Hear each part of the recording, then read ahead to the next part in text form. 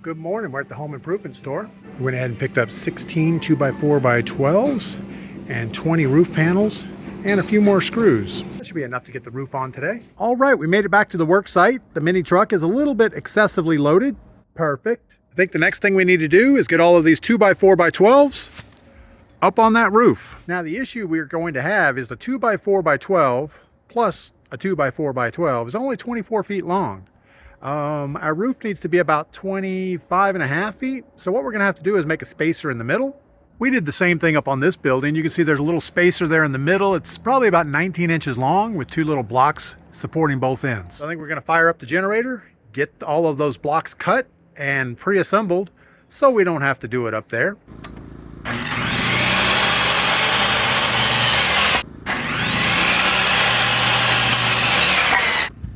All right, let's do a little bit of assembly work here. Take that, shoot this on the end, like that.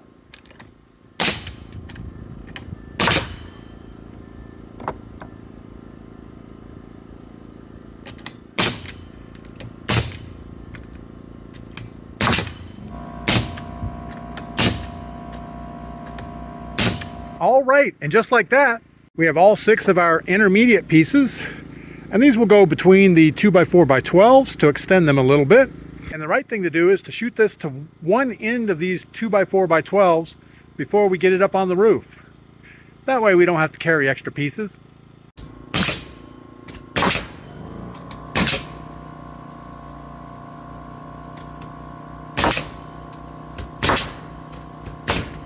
So my plan was just to put all of those purlins, rafter supports, metal supports up on the roof, but they're sliding down, so we're gonna have to do this one at a time. That kind of stinks.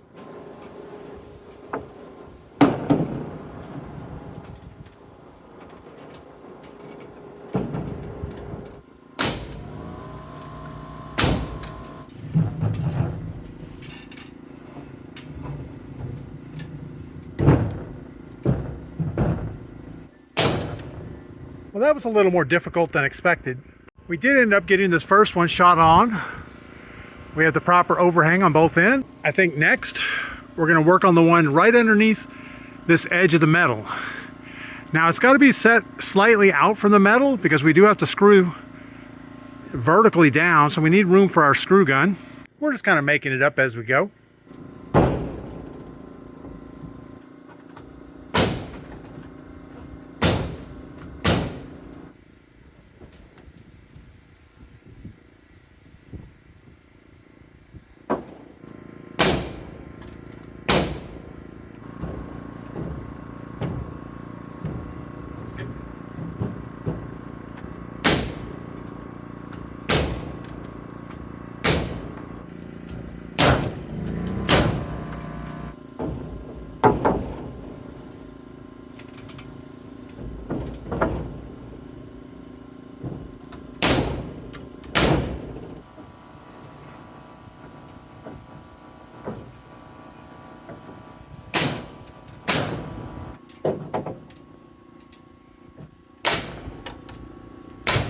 All right, all the wood's gone out of the mini truck.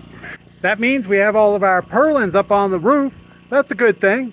Now let's start working on the metal. That should be fun. Now we set our overhang on this end nice and even, straight in line with this existing roof line. And we'll start laying the metal on this end, working all the way to the other end. And when we get down there, we might have to snap a chalk line and get all of these purlins, I don't know, metal support beams cut to the right length. Standing here at the end, I can tell they're not even at all. This one looks like the shortest, then they get longer, and we'll try to get it in line with that other shed. That's the plan anyway. But let's start laying metal at the other end. Now for putting this metal up, we are going to use 1-inch self-tapping screws, our screw gun with a socket on the end. Now this usually goes pretty slow at first. We got to get that first line all lined up nicely. We're also going to have to cut some of these panels in half, so that's no fun.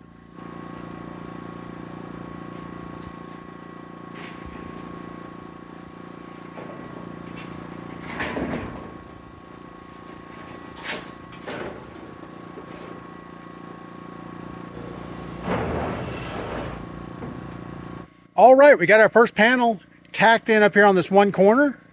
Now we need to cut a 4-foot section to fit in the bottom, and it has to slide underneath, so we can't screw this in yet. To do that, we got to change out this blade.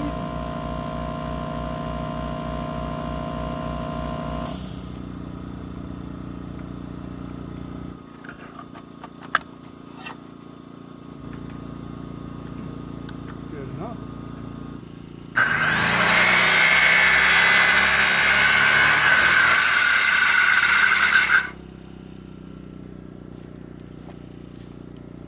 I think we're going to put on our super squints.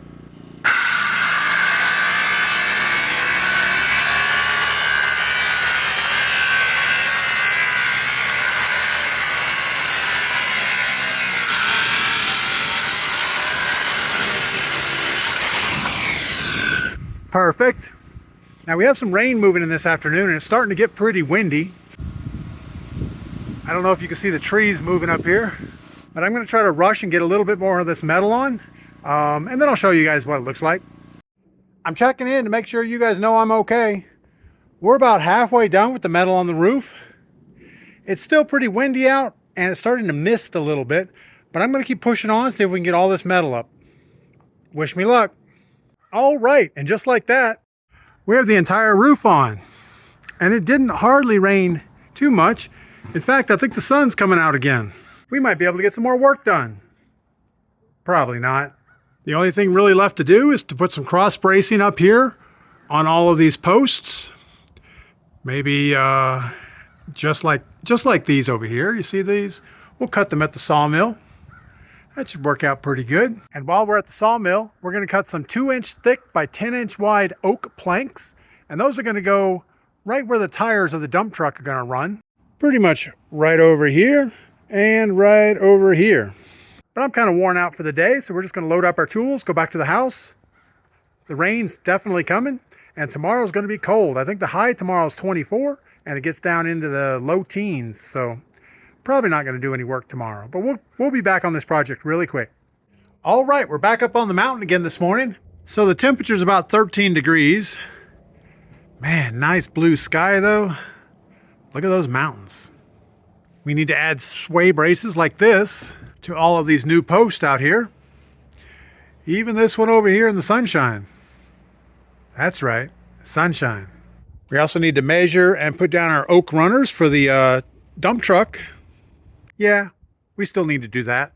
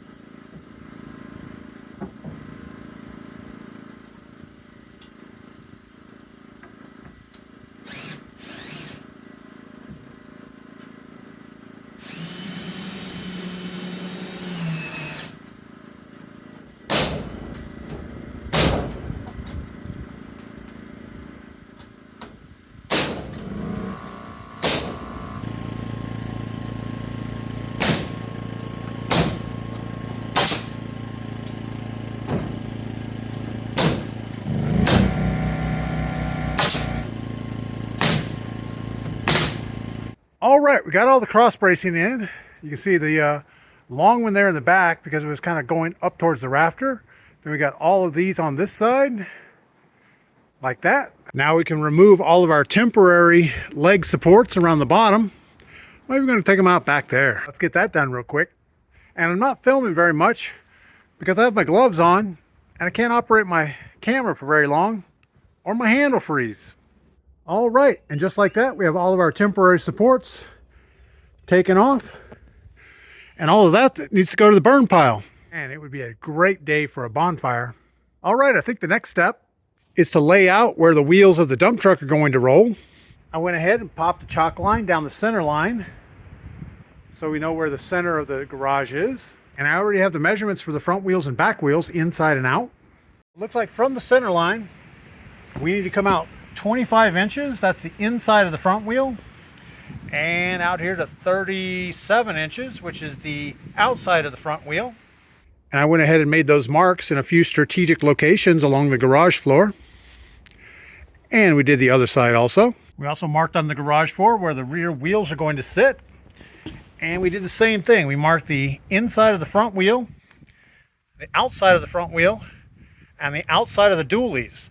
So back here, we need a little bit more width than I think we're going to have on lumber, but we'll figure something out. Let's go to the sawmill. All right, we're over here at the sawmill.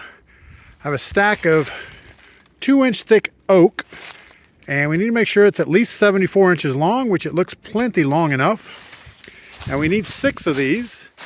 So we have 1, 2, 3, 4, 5, 6, and a narrow one. I think we'll go ahead and dig these out of the pile and take a look at them. Also, restacking this lumber, it's going to give me an excuse to clean up all these fall leaves. You really don't want to leave those leaves down there all year. All right, we've pulled out 4 of these big oak boards so far. Man, those things are heavy, and I'm carrying them from way down that hill. I think I need a break. It's really not that far. And it sure is a nice day for a walk in the woods. Only 2 more oak timbers. Then we can start trimming them up to make them fit. Down here at the wood pile, we have most of the leaves out of the way. We've unstacked this stack and moved it over there. And we're getting to these big boards here on the bottom is what we're looking for. Why does it always seem the boards you want are on the bottom? I don't know. All right, we got all of our oak boards up here. Man, I am worn out. I kind of want to take my hat off, but then my ears are going to freeze. So all of these boards are about 12 inches, 13 if you count the bark inclusion on the side. My first plan was to rip them at 12 inches wide, but I almost think just leave the bark on, maybe put the bark towards the inside and just call it rustic. Now I do have one board here that has a crack in it. We're going to cut off quite a bit of the length, so we'll see if we can find a good section of that board. If not, there's at least one more down there at the sawmill. We can exchange it. Yay, more carrying.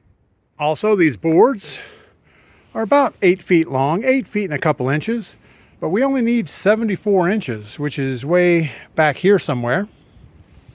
So we're going to evaluate the board, cut off the narrow end most likely, or any end that has cracks or anything like that. We might have to take a little bit off of both ends because there might be some weather checking on the end. These have been sitting outside for a year or so, so we'll check them all over. This first board right here, you can see right at the end there is a crack, and it runs back to about here, which is still 93 inches. So we will probably put a mark about here and cut this end, and then we'll go evaluate the other end and cut that off.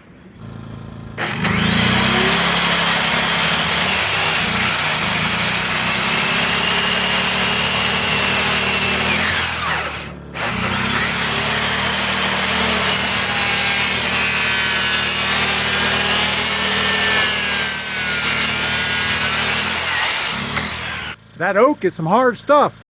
Look at the end grain on that. That looks pretty good. All right, let's flip this board around and trim the other end.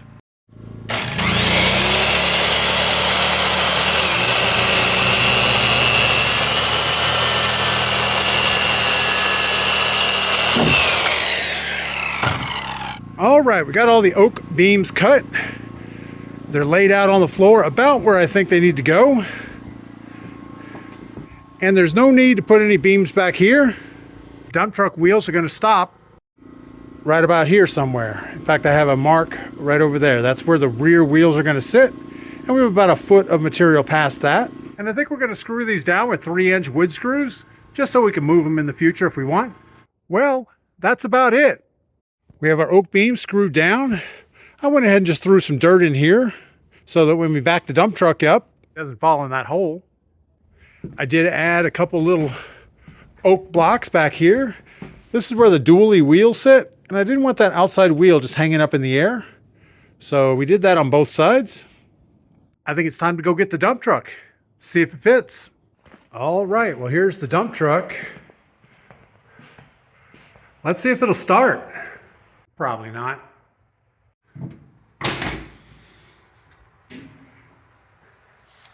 Ah, yes. Smells like old truck. Now we've done this before. We pretty much just make sure it's out of gear, pull the choke all the way out, turn the key on, stomp the accelerator a couple times, and hit the starter pedal.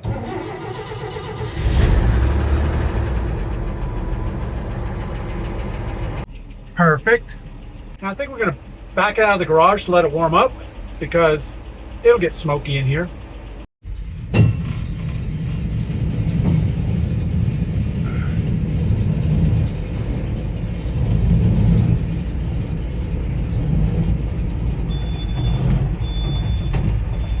I hear the smoke detector going off in the garage.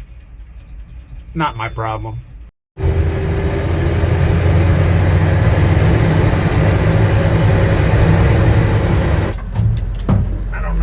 See anything.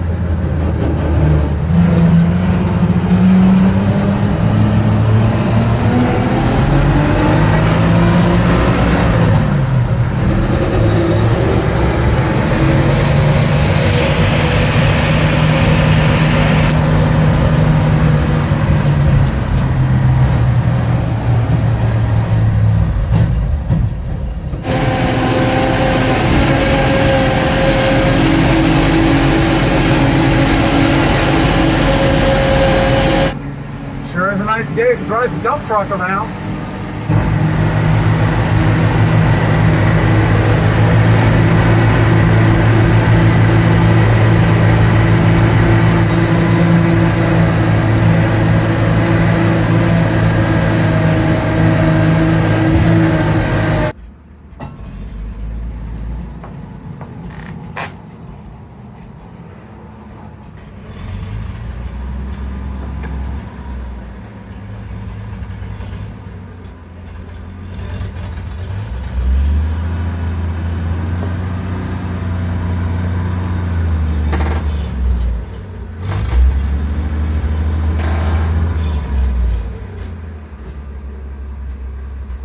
All right, well, we got the dump truck in there.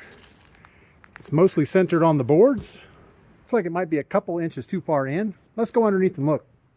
So here's our front wheel, and we're probably 6 inches too far in.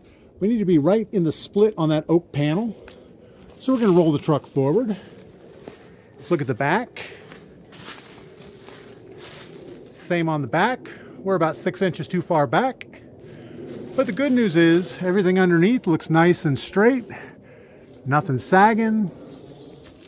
Nothing moving anywhere. So we'll call that a win. All right, left and right, we had plenty of room for the rear view mirrors. I was worried about that. Over here, we have a lot more room now for the camper door to open. Missing this mirror. I can open the driver's door without hitting that pole, so that's good.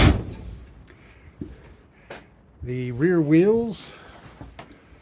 Looks like we could make our block a little bit longer forward. We're actually too far forward. We should be about, well, you can see we should be right here, and we're right there. We'll adjust that next time. Around the back of the truck, we have tons of deck space. We can put some lawn chairs out here. Look at the nice mountain view.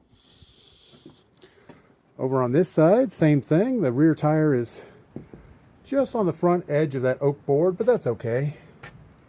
And we have a little bit of walking room on this side, so that's good. And look, Mrs. P's up there. She's helping me today. Thanks, Mrs. P. That's our dump truck project. All finished.